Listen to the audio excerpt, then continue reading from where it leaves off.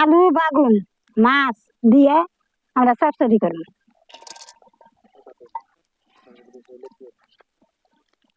মাছ দিলেন,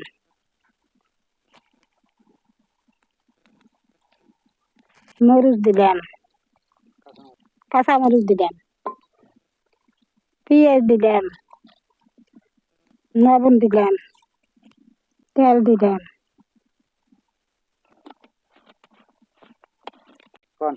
হলুদ দিলেন। তারপরে আমরা এখন না খাওয়া তরকারি চচ্চড়ি করুন। এখন পানি দিন।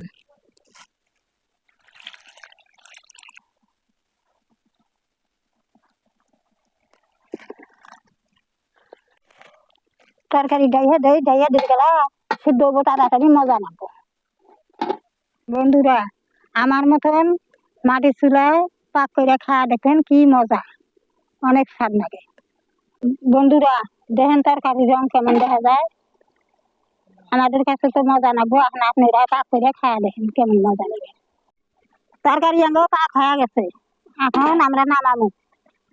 ক্যামেরাম্যান কি কয় শুনে। সবাই চ্যানেলটি সাবস্ক্রাইব করে দিবেন। এরকম গ্রামের রান্না যদি আপনাদের পছন্দ হয় অবশ্যই চ্যানেলটি সাবস্ক্রাইব করে দিবেন, লাইক দিবেন, শেয়ার দিয়ে পাশে থাকবেন। ধন্যবাদ।